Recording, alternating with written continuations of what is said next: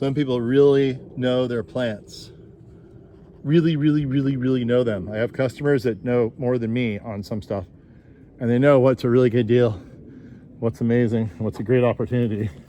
And here, my friends, is an amazing opportunity. What are we looking at? That's not bamboo. That is Chamaedorea tepeholote. This is a palm that is native to Mexico, Guatemala, and it gets this big, wide leaf blade here and gets this incredible ring trunk. Now, I've never seen plants this tall before in my life. I've had a pretty long life. I've seen a lot of plants, but these are big. They're a little bit beat up looking because they're grown in the shade and everything, and it took a while to get them here. Once they get planted though, all the new fronds will come out. They'll look great. So they look like a hurricane went through them right now, which is a little bit like what happens when you drive down the road. Anyway, so you're probably wondering, there's three there, and there's one more here. Gary, how much did those cost? Okay, this is a really good customer. He's bought a lot of stuff over the years. I had to give him a really good deal. And I sold him these plants for $585. Look, there's like 5 plants in each pot. That is a great deal. Now there's 4 more available. And he has first dibs on them. And then there's no more. And so these took forever to grow. But let me show you the rest of his garden. And I'll show you how much he knows about his plants. And then, I think he said, you want more? Yeah. Oh, we're sold out? Oh, he said they're not available. I'm sorry. I was going to say, if he didn't want them, I could sell them to you. All right, let's look at this garden now. It's incredible. He's in the witness protection program, so he doesn't want to be seen, you know. I think all his old girlfriends might find him.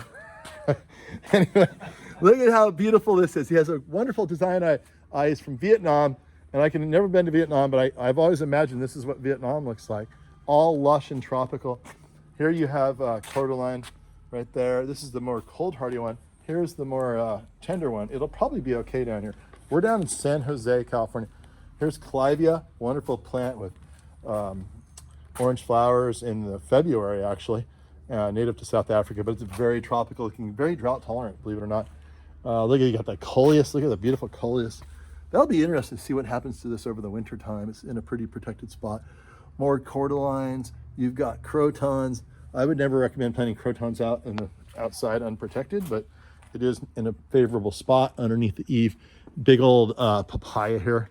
Right now it is mid-November. Here's a tepeholote that he already has, and he fell in love with. So Gary, get me more. And then of course I got him these monsters. Look at the monsters; they're huge. The only place to plant them, you need a little bit of shade, so he's going to plant them underneath these queen palms. And then he's going to not trim the queen palms to get more shade, because there's just enough shade in here, but it'd be better to have a little more. You got pygmy palms. You've got datura. Look at that thing. You've got these colocaceas, black esculentas here, and then alocasia right here, big ones. You've got your lady palms. You've got your kentia palms. Now, any one of these, like the kentia palm, can get huge someday. So we'll have to see what's going to happen here. It's a little too cold here to grow a kentia palm unprotected, but underneath these queen palms, it's going to work out great. Frost isn't going to work its way down here. And then look at this. This is Case alpinea right here. This is called the Royal Poinciana. It's a beautiful red and orange flower.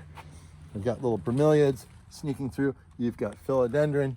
You've got, look at the variegated tubidanthus. Isn't that beautiful? Good old, you can't go wrong with good old canna, all kinds of different varieties. It sort of repeats over here. This is a sister species to the one we're bringing. This is Chamaedorea plumosa. It looks like a queen palm foliage, see? A lot like a queen palm. That's why we call it the baby queen. More Kentias in here.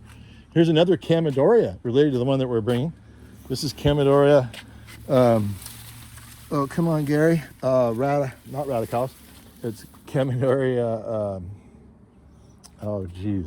Cataractarum. Cataractarum. They call it the cat palm. The reason they call it cataractarum, it grows in cataracts down in Mexico. And it's so pliable that when these cataracts flood, this thing is really pliable and it'll just bend with the water and then grow right back after the flood. Beautiful red colored cannas. Look at the close-up on that. Oh yeah, baby. He's got some temporary shade cloth. I don't know why, because, well, he's got the coleus down there. I'm sorry, geez, what's the name of that plant? All over the East Coast. Chilean wine palm right in the middle in there. And he would rather have full sun. But look at the fuchsia. Look at this fuchsia. Isn't that beautiful? So much going on here.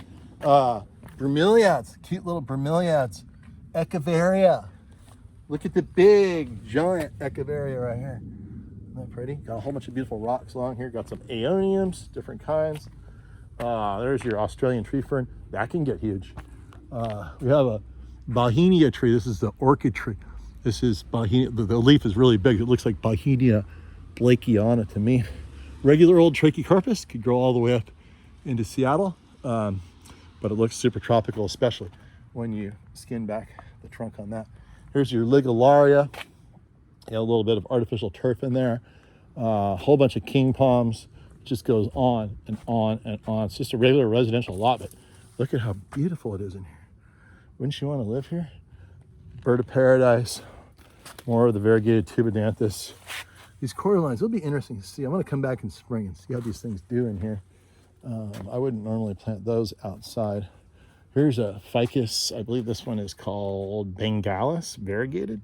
That's going to turn into a big tree. This is a wonderful plant. And I'm also very curious whether these crotons are going to survive the winter in here. Here's your good old rubber tree, Ficus elastica. And I will just end with a beautiful little micro scene of some paradise zoomed in with all kinds of colors. Just imagine if this was your garden.